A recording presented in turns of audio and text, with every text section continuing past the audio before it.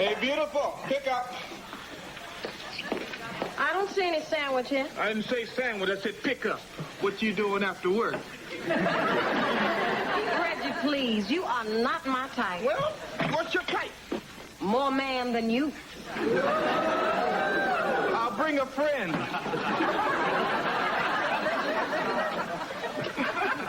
So, what's new in the news?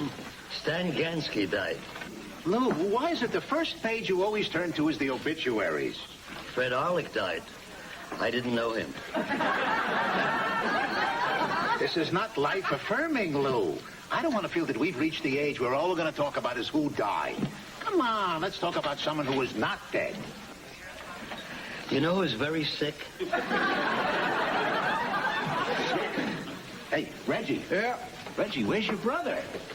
You know, the lunch crowd is going to start coming in soon. I knew Mitchell wouldn't be able to adjust to this non-corporate, no-secretary rubbing his feet lifestyle. I bet he put on a suit, went downtown to that old office building where he used to work. Now he's going to walk in here and depress us all with what's become of his life. I am the happiest man on earth. You talk so much and he talks so little, and yet I got to go with him. I went to school with my daughter. I never used to be able to do that because I had to be at work when she woke up. But this morning, we ate breakfast together. We went to school together. I watched my daughter be in the first grade. Today is the best day there could ever be. Not for Ed Flitt.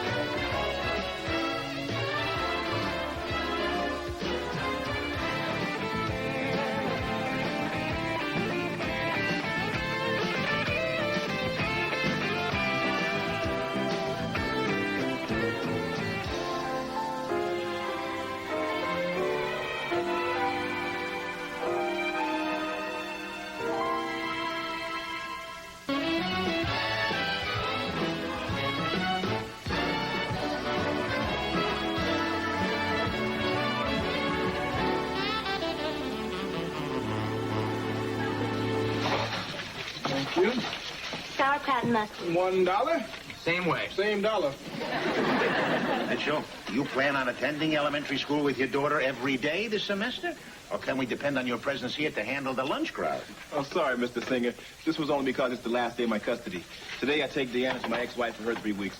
And you don't get to see your little girl for all that time? That's the arrangement. That stinks. And what stinks worse is that my daughter comes from a broken home that doesn't need to be broken anymore. But, Mitchell, you got divorced. My wife divorced me because I was always at the office. And when I did make it home, I brought the tension and the stress of the job home with me.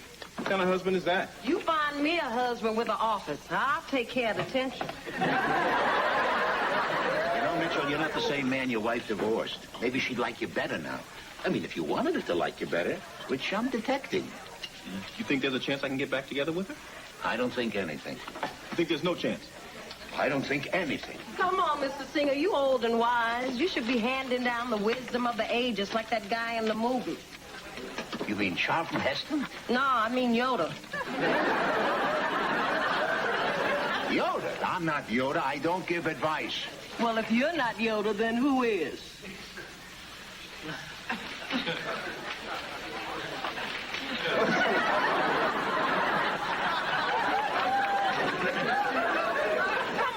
Singer, dazzle him with your sage advice. Oh, no, I don't meddle. I don't get in the middle of other people's lives, because whenever I do, my wife yells at me. And believe me, it's not worth getting yelled at by my wife. But your wife has passed away now. Okay, this is what you're going to do. You want your ex to see how you've changed, right? You're going to call her and ask her to come here to pick up Deanna. Sure, then she'll see the unstressed you in your new job, with your kindly and understanding boss and your supportive co-workers, who will only be too glad to put in a happy word for you. What? You're not going to reach that woman on the phone at this hour. Why not? It's the middle of the day. That's right. She's still asleep in her coffin.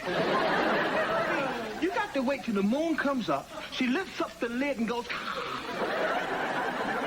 Reggie, your brother is trying to put together the pieces of his shattered marriage. Together what?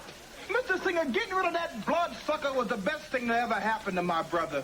Do you know how difficult it is to get a vampire to go suck on somebody else? Hello, Felicity. See? He's still fond of her. Yeah, well, of course he is. All Dracula's victims stayed crazy about him throughout the whole picture. So I was thinking you could pick up Deanna here. Good. Then I'll see you this afternoon. He's still in love. He's still undead. You know, Felicity's going to come in here and see the changes I've made in my life and know that it can be better with us. Felicity's very perceptive. That's true. You live 100,000 years, you're bound to pick up a thing or two. Thank you, Mr. Singer. You gave me good advice. I gave him good advice. My wife used to be the advice giver.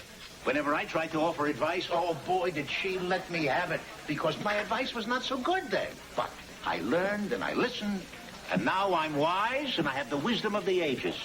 And I don't have to worry about getting yelled at. You told my son to do what? What are you yelling at, Mrs. Patterson? Look, I'm telling you, this unfinished business between your son and his ex-wife. That's right. That's who it's between, my son and his ex. Not you and not me. Hey, you talk as if we were never young. That we can't understand what they're going through? No, we cannot. Them breaking up make no more sense to me than Sonny and Cher. My guess is that you have something to say. In my day, the toughest part about a marriage was early on when you had nothing and had to struggle to stay afloat. Well, and Sonny and Cher? Oh, they changed everything. I remember when they were starting out. They sang, I Got You, Babe, and they only had one mic between the two of them, but they were happy. Now they got this big television show, and they each got their own mics, and they start to make those snide comments about each other. And the next thing you know, it was just the Cher show. And Sonny was the mayor of Palm Springs. And Cher is running around naked on an aircraft carrier. And the whole world is going to hell in a handbasket. And you see a natural parallel between Mitchell and Felicity and Sonny and Cher? You have to be blind not to. Okay. As soon as Mitchell got a little better job and a little better money, the marriage started to fall apart. Money should have made them comfortable. Instead, it broke them up. I never understood that. How can you fix something you don't understand? I don't know, Mrs. Patterson, but isn't it worth a try to get them back together? I don't know why married people can't just stay married forever. And I don't know why my grandbaby and Chastity Bono have to come from broken homes.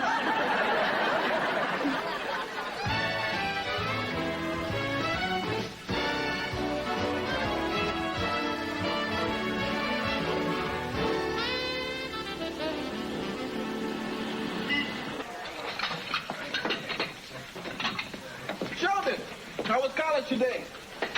Sheldon's given me the benefits of college I never had. Presently, we're discussing the great masters of 19th century art. You know, Manet, Monet, and Monet by Tommy James and the Chandelles. And what do you need to learn all of this now for? Well, it's never too late to improve oneself, Claudia. Never too late to gain maturity. Ooh, Shelley with a girl, you hound.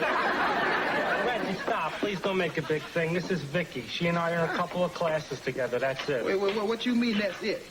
I'll fix that. Oh, no. Oh, you like Shelley, huh? Well, we have the same major. Yeah, well, let me give you some major information. See, you are here at exactly the right time because Shelley's in between relationships at the moment. See, his last relationship being he never had one. And his next relationship being you it. Reggie, please, don't help me. Shelley and I, we help each other. See, he shares his knowledge of higher education, and I share my knowledge of how to handle women. Reggie, I've been waiting 5 years on 2 pastrami's. Now get your behind that meat slicer. Watch me handle this. Yes, ma'am. You like Shelton, huh? Claudia? Huh? Oh, I'll get y'all some sandwiches. Vicky, this is my Uncle Nathan, who I'm sure won't ask you any personal questions.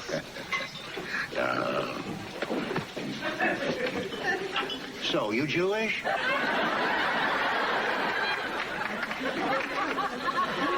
Oh, thanks for getting Deanna ready, Mama. Yep, we all dressed and packed and washed behind the ears. I came to say bye to everybody. Hey, that's Daddy's big girl. Oh, see, there's no reason to be all weepy like the last time. Big girls don't cry, because big girls can handle this. Here you go. Thank you. Now, Deanna, the reason I asked your mom to come pick you up here is that I wanted you to show her around where Daddy works and tell her that Daddy's right there when you wake up and he takes you to school. Mitchell's getting his hopes too high. What if he gets his heart broken? What if he get his blood sucked? Hi, Deanna. Hi, Mommy. Oh. Daddy wanted me to tell you. I forgot. Hi, Mitchell. You have something you want to tell me? Yeah. Watch your neck, Mitch.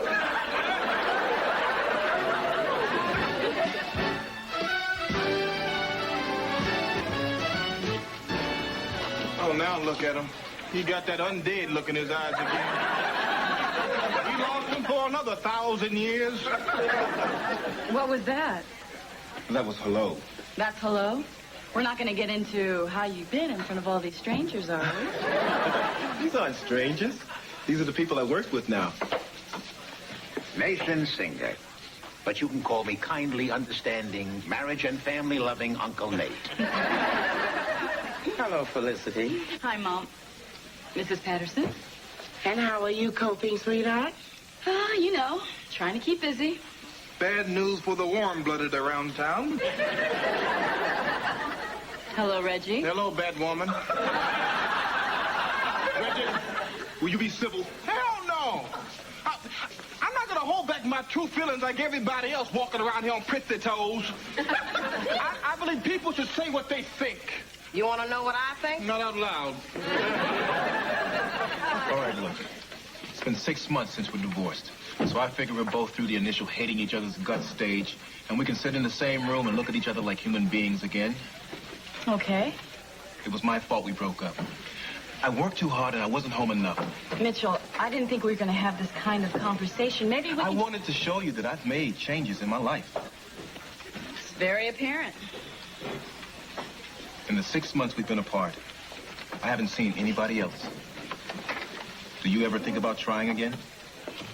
Mitchell, maybe we can pick a night where you and I can really talk about this.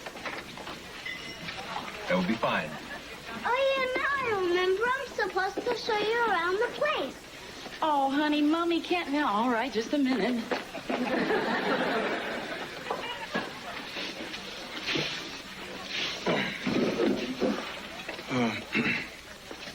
She said she wants to talk about it.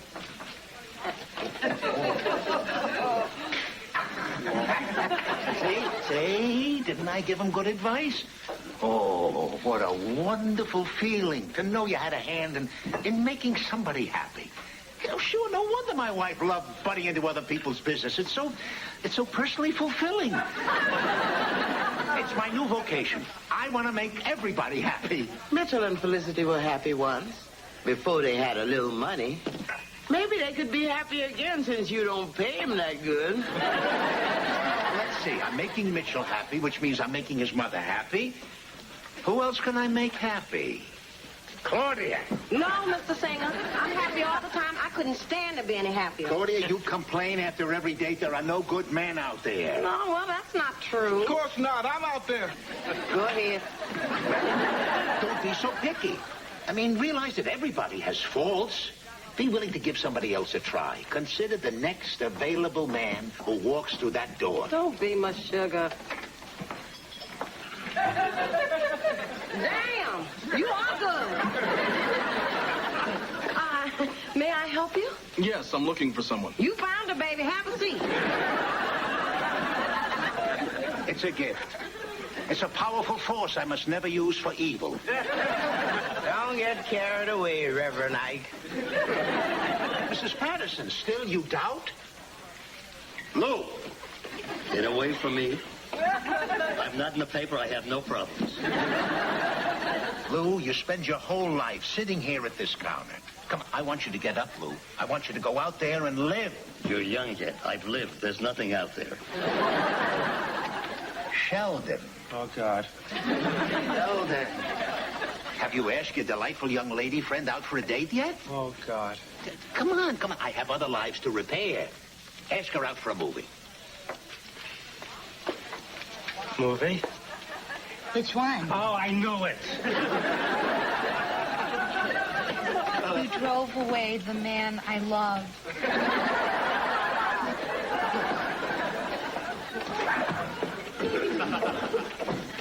Okay, I got one strike against me, but I'm still doing great over there.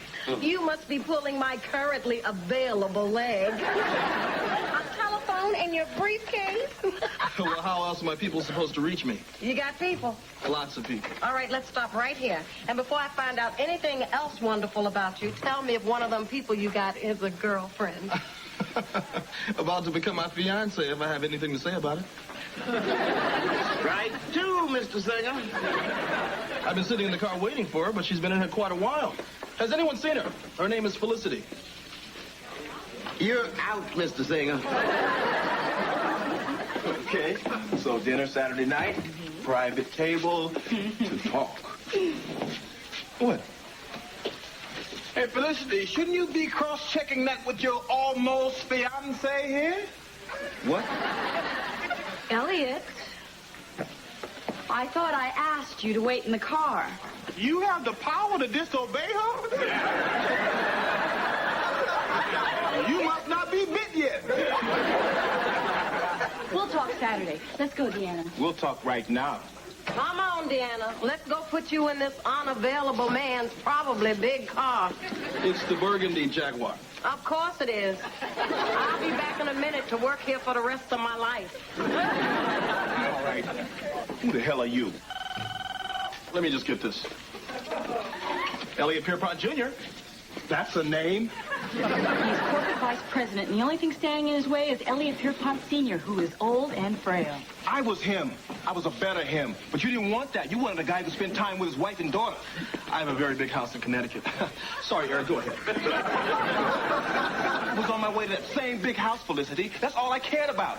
That's what broke us up. What good is having a big house if you work so hard you're never in it? Oh, Felicity, I've got to be in Chicago all next week. All right, kitten? He called you kitten. He's got a platinum American Express card. He can call me whatever the hell he wants. You want me to throw her out in the street? What has happened to you? I grew up. What happened to you? Trading in the good life to work in a deli? You want me to throw her in the street?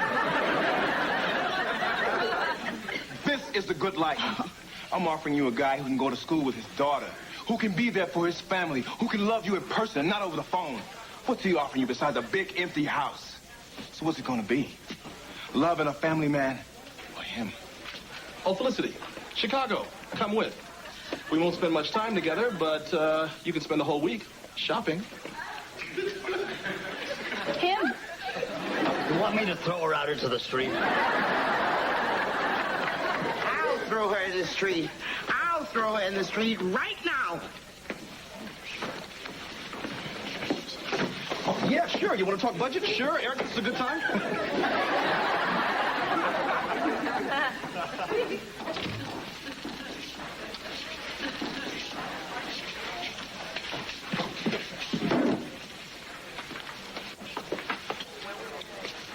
I'm interested in needing some good advice, Mr. Singer. I have retired from the advice-giving business. But perhaps he has a brother somewhere.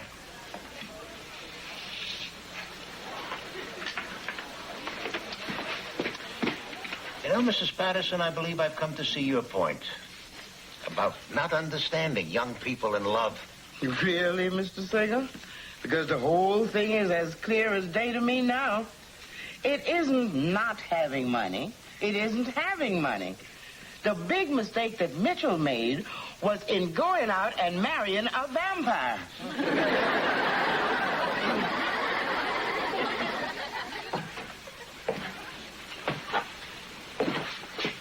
I was wrong. I want the house and the car. Oh, well, let's see you in a crazy state of mind. So why don't I just sit here and keep you away from sharp objects, huh? I'm going to quit this job. I'm going to find me a heart attack job on some 40th floor somewhere. I'm going to spend all my money on a big house with structural flaws and radon gas. I'm going to marry me another vampire woman and drop dead in the middle of the floor while she's having an affair with the Roto-Rooter man. It's the American dream. I want it. This deli job is the best thing that ever happened to you. It's going to turn you normal. You're going to live a good, happy, healthy, long life. The hell with that. I want the Jag. You blue collar now. You better look at a Ford Fiesta. Blue collar? Yeah, baby. You gonna join the bowling league and go to the demolition derby. Oh, good. We can do that. But before we do, take that hammer and crush my skull. Your life has just begun. You're real folk now. You're gonna shop at the Home Depot. Kill me. Most of all, you'll have more time to spend with your daughter. I'll have time to spend with my daughter. And that's all that's important. Maybe that's good. Maybe that's great. Maybe we can stand on the corner and whistle at women. I have a brother. I'm going to go out with every woman in the world. Save some for me, huh? We in competition now. What? Claudia. Now what the hell have I done?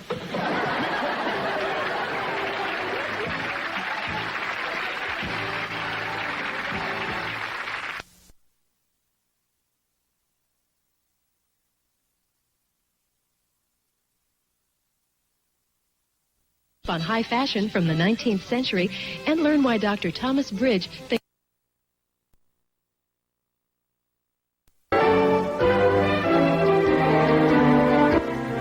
Coming up next, guess who's coming to dinner on Empty Nest? Then, will Ted tattle on Leanne's wandering husband? It's a tale of sex, lies, and 35mm slides on an all-new episode of FM. Tonight, only on NBC.